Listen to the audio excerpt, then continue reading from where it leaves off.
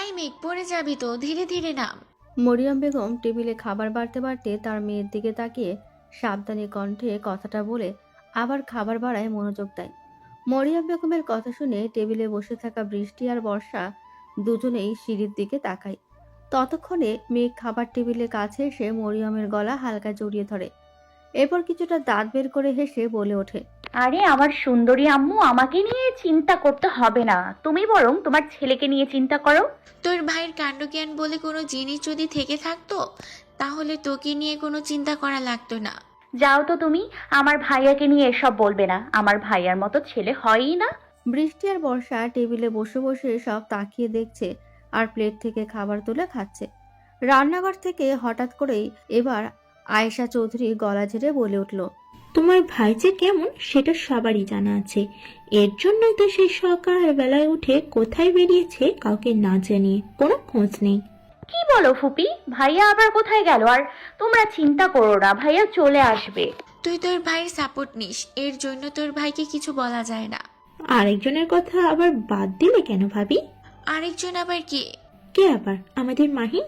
কথা শুনে মরিয়ম বেগম ও এবার হেসে দেয়, কিন্তু হঠাৎ মাহিনের নাম শুনে মেঘ আঁতকে ওঠে। বুকের ভেতর থুকপুকানি বেড়ে যায় মেঘের, চেহারায় নেমে আসে অন্ধকার। মেঘের সাথে মাহিনের এক আকাশ পরিমাণ দূরত্ব, যার কারণে আজ 10 বছর ধরে মেঘ মাহিনের সঙ্গে কথা বলে না। আর মাহিন দেশের বাইরে আছে 8 বছর হয়ে গেল। মেঘের কাছে সব থেকে খারাপ কোনো ছেলে থেকে থাকলে সেটা মাহিন। তবে মেঘের পুরনো কিছু খুব বেশি মনে হয় তবে মেঘের পুরনো কিছু খুব বেশি মনে নেই। সে শুধু জানে মাহিন খারাপ, তার সাথে কথাও বলবে না। সম্পর্কে চাচাতো ভাই হয় তবুও না। মরিয়ম খান হাসতে হাসতে আবারও বলে ওঠে, ও তো নেই, কিন্তু কাছ থেকে মেঘের কাছে যেন তোর ভাই নিষ্পাপ শিশু। কথাটা শুনে মেঘ দাঁত কেলিয়ে হাসতে হাসতে বৃষ্টি আর বর্ষাকে বিদায় দিয়ে আবারও ছুটে চলে যায়। পেছন থেকে মরিয়ম বেগম কয়েকবার ডাক দিয়ে বলে, এই মেঘ, খেয়ে গেলি না যে? খেয়ে তারপর কলেজ যা, একা একা যাস নে কিন্তু। মেঘ কতটুকু শোনে কে জানে, তবে যতটুকু শোনে তার উত্তর দেয়। কলেজ থেকে এসে খাবো, এখন খাওয়ার সময় নেই। কথাটা বলতেই মেঘ আড়াল হয়ে যায়। মরিয়ম বেগম এবার টেবিলে তাকিয়ে বৃষ্টি আর বর্ষাও হাসছে। মরিয়ম বেগম এবার ওদের একটা ধমক দিয়ে বলে ওঠে, কি রে, তোরা খাচ্ছিস না কেন? তাড়াতাড়ি খেয়ে নে। মানজুর চৌধুরী এবং নাইমুর চৌধুরী দুই ভাই এবং তাদের দুই বোন, একজনের নাম আয়েশা চৌধুরী, আরেকজনের নাম আঞ্জুম চৌধুরী। মনিজুর চৌধুরীর একমাত্র ছেলে মাহিন। মাহিন ছোটবেলায় তার মাকে হারিয়েছে, কেননা মাহিনের বয়স যখন 4 বছর, তখন মাহিনের আম্মু মাহফুজা বেগম মাহিনকে এবং পুরো পরিবারকে ছেড়ে চলে যায়। এরপর থেকে মাহফুজা বেগমের নাম পর্যন্ত এই পরিবারে নেওয়া নিষেধ। নাইমুর চৌধুরী ও মরিয়ম বেগমের এক ছেলে এক মেয়ে। বড় ছেলের নাম নিলয় এবং মেয়ের নাম মেঘ। আয়েশা চৌধুরীর দুই মেয়ে, একজন বর্ষা আর একজন বৃষ্টি। বৃষ্টি এবার 8ম শ্রেণীতে পড়ে আর বর্ষা 4র্থ শ্রেণীতে। মামি, নানু কবে আসবে? তোদের নানুর আজকে আসার কথা, সকালে ফোন দিয়েছিলাম, তখন বলল। কথাটা শুনতেই বর্ষা আর বৃষ্টি খুব খুশি হয়ে নিজেদের খাওয়ায় মনোযোগ দেয়। সাজিদা বেগম মঞ্জুর চৌধুরী, নাইমুর চৌধুরী, আয়েশা চৌধুরী ও আঞ্জুম চৌধুরীর আম্মা। কিছুদিন আগে তিনি আঞ্জুম চৌধুরীর বাসায় বেড়াতে গিয়েছে। মঞ্জুর চৌধুরীর পরেই আঞ্জুম চৌধুরী, তারপর মেঘের বাবা এবং সবার ছোট বৃষ্টি ও বর্ষার আম্মু। আয়েশা চৌধুরীর স্বামী বিদেশে থাকায় এবং অনাথ থাকায় সবাই এই বাড়িতেই থাকেন। গ্রামের সবচেয়ে বড় বাড়ি হলো চৌধুরী বাড়ি। নাম সুনাম সব দিক থেকে এগিয়ে এই চৌধুরী বাড়ি। দুই ভাই মিলে তিলে তিলে কষ্টে তাদের নিজেদের ব্যবসা দাঁড় করিয়ে আজ তারা এই অবস্থানে আসতে পেরেছে। শহর খুব বেশি দূরে নয়, তবুও তারা সবাই গ্রামে থাকতে পছন্দ করেন। শহরেও তাদের ব্যবসা থাকলেও তারা এখান থেকে সব সামলিয়ে নেন। রাস্তা দিয়ে বেরিয়ে কিছুদূর যেতেই নীলিমা আর রাইসার সাথে দেখা। দুজনেই মেঘের বেস্ট ফ্রেন্ড। তিনজনে মিলে সেই স্কুল জীবন থেকে বন্ধুত্ব। যদি দুজন কলেজে না যায় তাহলে বাকি একজনও তাদের সাথে তাল মেলায়। তারা তিনজন প্রেম না করার প্রতিজ্ঞা একসাথে করলেও ছিটকে যায় রাইসা। মেঘ এবং নীলিমা দুজনে মেনেও নিয়েছে, কেননা তাদের কাছে রাব্বি ছেলেটাকে ভালো মনে হয়েছে। যতবার তাদের সামনে এসেছে তাদেরকে আপু ছাড়া ডাকে না। এমনকি মেঘও নীলিমাকে তার ভাই নিলয়ের মতো সব বিপদ আপদ থেকে আগলে রাখে। মেঘকে দেখে নীলিমা আর রাইসা দুজন একসাথে খুশি হয়ে মেঘকে জিজ্ঞেস করে, কি রে সুন্দরী, আজ এত দেরি করলি কেন? ধুর, আমি মোটেও সুন্দরী না। থাক জানো, আর রাগ করতে হবে না। রাগলে তোমার গাল দুটো আরো লাল হয়ে যায়, যেন পাকা দুটো টমেটো। কথাটা বলে রাইসা জোরে হেসে দেয়। তা দেখে মেঘের গা জ্বলতে থাকে। মেঘ রাগ দেখিয়ে ওদেরকে একা রেখে সামনে এগিয়ে যায়। নীলিমা এবার রাইসাকে ধমকের স্বরে বলে ওঠে, তুই ওর সাথে ফাজলামো করিস কেন? জানিস যে এগুলো শুনলে রেগে যায়। দিদি তো রাগিয়ে এখন মজা বোঝ। আর সারাদিন না আবার চুপচাপ বসে থাকে। মেঘ জানটুস, রাগ করিস না প্লিজ। ও মজা করছে তোর সাথে। দেখ কান ধরছে। তুই তবুও রাগ করিস না প্লিজ। মেঘ এবার তাকিয়ে দেখে সত্যি রাইসা দোকান ধরে দাঁড়িয়ে আছে আর নীলিমা ভয়ে চুপসে আছে। মেঘ ওদের এই অবস্থা দেখে উচ্চস্বরে মেঘ এবার হেসে ওঠে। এটা দেখে নীলিমা আর রাইসা বোকার মতো দাঁড়িয়ে থাকে। তাদের বুঝতে সময় লাগে না মেঘ ইচ্ছে করে এমন করেছে। মেঘও যখন বুঝে যায় তার দুষ্টুমি ধরা পড়ে গিয়েছে, কলেজের দিকে ছোটে আর তার পিছু পিছু ওরা দুজন। 11টা বেজে গিয়েছে। সাজেদা বেগম বাড়ির ভেতরে প্রবেশ করে। মেঘ, বর্ষা আর বৃষ্টি তারা স্কুল কলেজে থাকায় সাজেদা বেগম কাউকে ডাক দেয় না। সাজেদা বেগম সোফায় বসতে বসতে নিজের কাপড়ের আঁচল দিয়ে কপালের ঘাম মুছতে থাকে। মরিয়ম বেগম এক গ্লাস শরবত বানিয়ে নিয়ে আসে। সাজেদা বেগম শরবত দিতে দিতে জিজ্ঞেস করে, নিলয় কই? ওকে তো দেখছি না। সকাল থেকে কোথায় বেরিয়েছে মা? কাউকে জানাইনি। ফোন দিয়ে জিজ্ঞাসা করো কোথায় আছে। দিয়েছিলাম, ধরেনি। শুধু একবার বলল সে নাকি ব্যস্ত আছে। এটা বলেই ফোন কেটে দিয়েছে। ওর বড় আব্বু আর ওর আব্বুর কানে যদি যাই কি করবে হাল্লা ভালো জানেন। এমনি জানে সারাদিন টই টই করে ঘুরে, তার উপর আজকে সকাল থেকে তুমি বলছো নাকি বাড়ি মুখো হয়নি। যাকগে, তাদের কানে দিও না কিন্তু আবার। আচ্ছা ঠিক আছে মা। কথাটা বলে মারিয়াম বেগম রান্নাঘরের দিকে হাঁটা দেয়। সাজেদা বেগম নিজের রুমে গিয়ে সবকিছু রেখে ফ্রেশ হয়ে ড্রয়িং রুমে এসে আবার সোফায় বসে। মরিয়ম বেগম কাছে এসে বসতে শাশুড়ি বৌমা গল্প জুড়ে দেয়। মরিয়ম বেগম নিজের মায়ের মতো ভালোবাসে, এমনকি সাজেদা বেগমও তাকে নিজের মেয়ের থেকে কম মনে করেন না। আর তার নাতি নাতনি যেন তার চোখের মণি। 12টা বেজে গিয়েছে। দুজন কথা বলতে বলতে হঠাৎ বাড়ির সদর দরজায় কেউ এসে দাঁড়িয়ে বলে, ডার্লিং, ও আমার darling. Hello, how are you my love? হঠাৎ এমন কথা শুনে মরিয়ম বেগম এবং সাজেদা বেগম দরজার দিকে তাকাতে দেখতে পায় নেভি ব্লু কোট আর স্যুট পরে বুকে শার্টের বোতামে সানগ্লাস জড়িয়ে মাহিন দাঁড়িয়ে আছে আর তার পেছনে নিলয় দাঁড়িয়ে হাসছে। সাজেদা বেগম জোরে ডাক দিয়ে ওঠে, মাহিন! অমনি মাহিন সোজা দৌড়ে আসে তার দাদির কাছে। মরিয়ম বেগম যেন স্বপ্ন দেখছেন। ছোটবেলায় নিজের মাকে হারানোর পর থেকে মরিয়ম বেগম মাহিনকে যথেষ্ট আদর করতেন। হঠাৎ এতগুলো বছর পর মাহিনকে দেখে চোখ দিয়ে কয়েক ফোঁটা জল বেরিয়ে যায়। মাহিন প্রথমে দাদির দিকে আসলেও মরিয়ম বেগমের কাছে যায়। মুখে একরাশ হাসি নিয়ে বলেন, কেমন আছো ছোট আম্মু? মরিয়ম বেগম যেন এখনো ঘোরের মধ্যে আছেন। তিনি মাহিনকে আগে ছুঁয়ে দেখে তারপর আবেগে আপ্লুত হয়ে মাহিনের মাথায় হাত বুলিয়ে দিতে দিতে কান্না করে দেয়। তবে মুখে ঠিকই হাসি আছে। ভালো আছি, তুই কেমন আছিস? আমিও ভালো আছি, তবে কোথায় যেন পোড়া পোড়া গন্ধ বের হচ্ছে।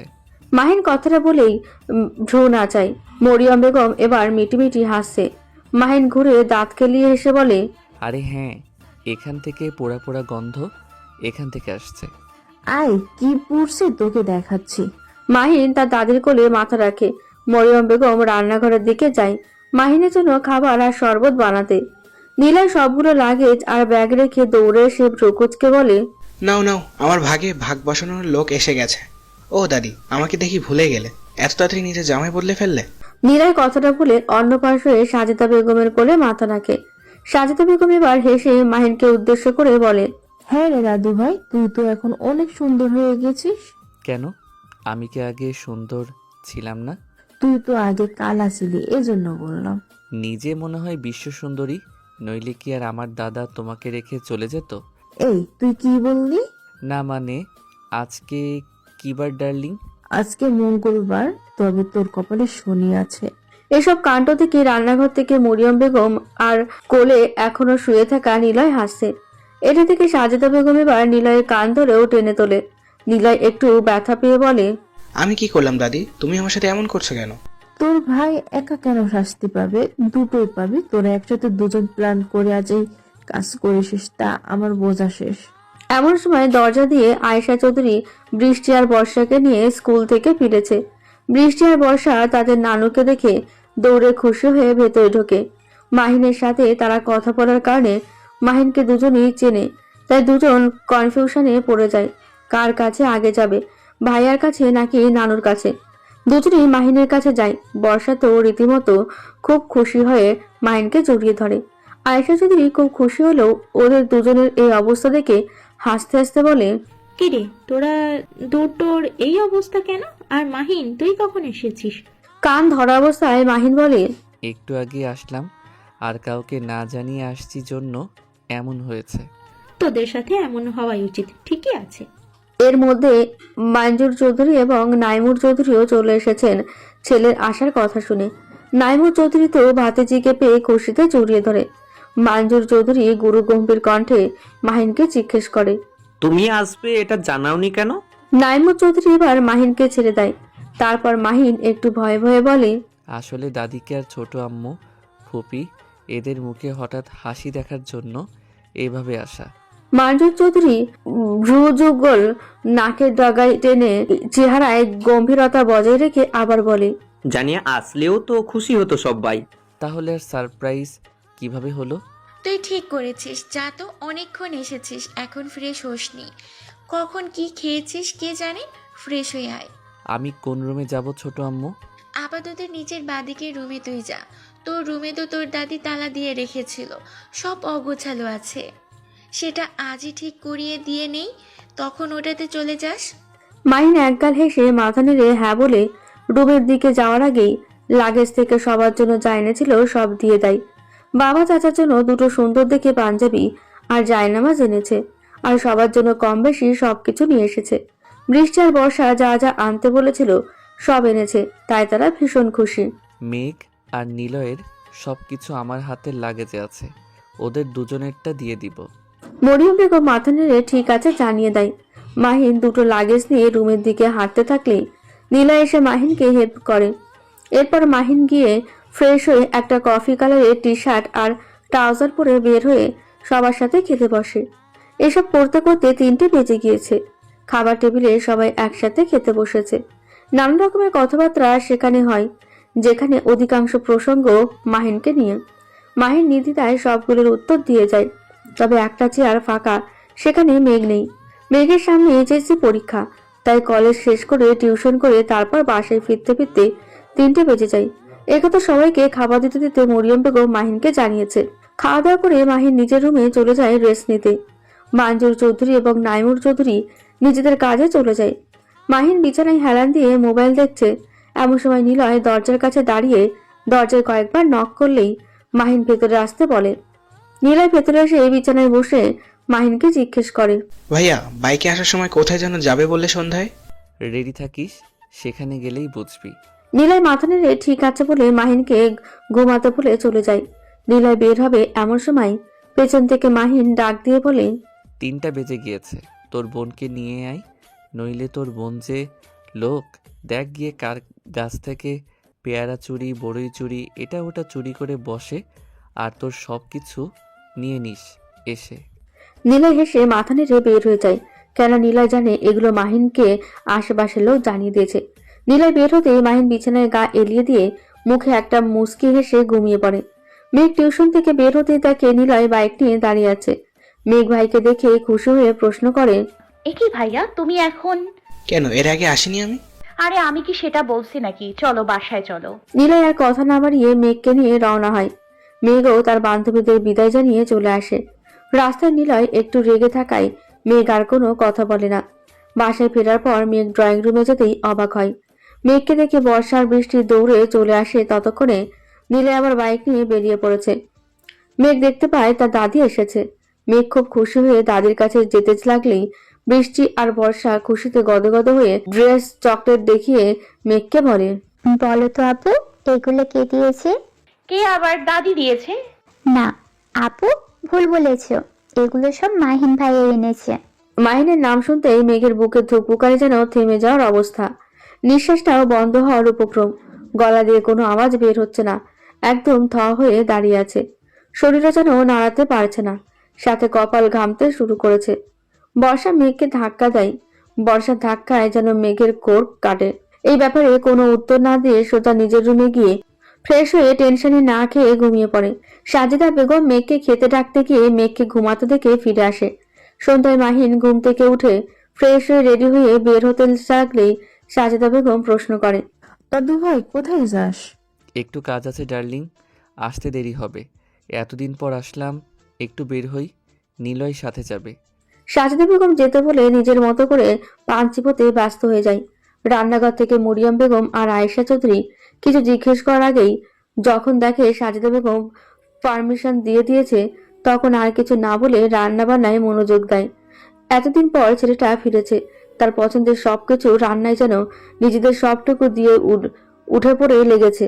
8টা বাজতেই মেঘের ঘুম ভাঙে। ঘুম ঘুম চোখে সিঁড়ি দিয়ে নেমে ড্রয়িং রুমে বসে থাকা দাদির কোলে মাথা রেখে টিভির দিকে তাকায়। এখনো মেঘ আধঘুম অবস্থায় আছে। বৃষ্টি আর বর্ষা দুজনে পড়তে বসায়। সাজদা বেগম মেঘের মাথায় হাত বুলিয়ে দিতে দিতে জিজ্ঞেস করে, কি রে, এখন ঘুম থেকে উঠলি? আর তোর মাহিন ভাইয়া সেই সন্ধ্যাবেলাতে বেরিয়ে গিয়েছে, তুইও বিকেলে এসে ঘুমিয়ে পড়লি। এমন কথা শুনে শোয়া থেকে লাফ দিয়ে বসে মেঘ। সমস্ত ঘুম চোখ থেকে উধাও হয়ে গিয়েছে। একটা দীর্ঘশ্বাস ফেলে বিড়বিড় করে বলে, যাক বেঁচে গিয়েছি, দেখা হয়নি। ওনার সামনেই তো দাঁড়ানোর ইচ্ছা নেই। মেয়েকে এমন করতে দেখে সাজিদা বেগম জিজ্ঞেস করে, কি বিড়বিড় করছিস একা একা? তোমার সাথে কথা নেই, তুমি কিছু আনোনি আমার জন্য। সাজিদা বেগম হেসে একজোড়া সুন্দর করে বানানো স্বর্ণের কানের দুল দেখিয়ে বলে, 2 দিন পর শুক্রবারে তোর জন্মদিন, আমি আর তোর ফুপি মিলে বানিয়েছি। তোর ফুপা অসুস্থ, এর জন্য মাহিন এসেছে, জেনেও আসতে পারবে না, বলেছে কদিন পর আসবে। ফুপি আসবে না শুনে মেঘ প্রথমে মন খারাপ করলেও কানের দুল দেখে খুশিতে আত্মহারা হয়ে পড়ে। চোখ দুটো ঝলমল করছে খুশিতে। মেঘ তার দাদির গলা জড়িয়ে ধরে। নীলয় সে কখন থেকে বসে আছে। সন্ধ্যাবেলা মাহিন সঙ্গে করে এনেছে দেখে বিয়ে বাড়ি মনে হলো। মাহিন এই অবধি কিছুই বলেনি। রাত 9:20 বাজে। নিলয় অধৈর্য হয়ে পড়েছে। মাহিনের কয়েকটা বন্ধুও এসেছে। তারা নিলয়কে চিনলেও তাদের থেকেও কিছু শুনতে পায়নি। হঠাৎ রাব্বি দৌড়ে এসে মাহিনকে জড়িয়ে ধরে বলে, বন্ধু, কত বছর পর তোর সাথে দেখা, আমি ভাবতেই পারছি না। কিরে, তুই রেডি হসনি কেন এখনো? ভাইয়া রেডি হবে কেন? আরে নিলয়, আজ তো মাহিনের বিয়ে। হোয়াট?